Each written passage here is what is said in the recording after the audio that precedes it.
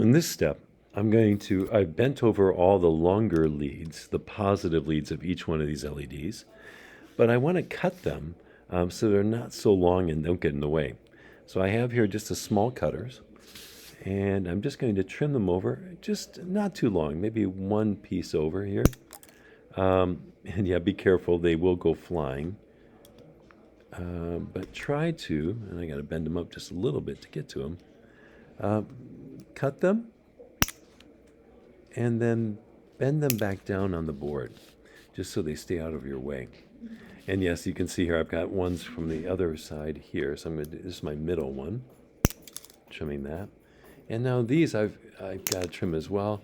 I'm going to bend those back straight in just a moment. So I'm bending those back over. Actually, I may use a different tool.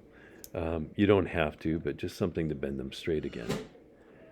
And then once you have that, it would be good to also trim the negatives down just a little bit. They're still pointing straight up, if you can imagine. But we'd like to make those a little bit shorter.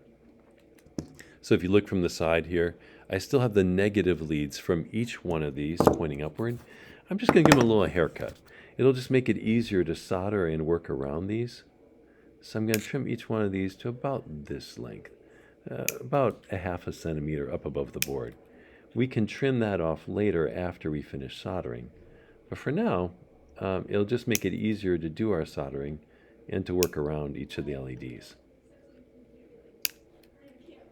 And the middle one. And so now if you look at it, I've got all the positive leads bent over, and I've got the negative leads sticking up, straight up. And I still have them taped onto the board.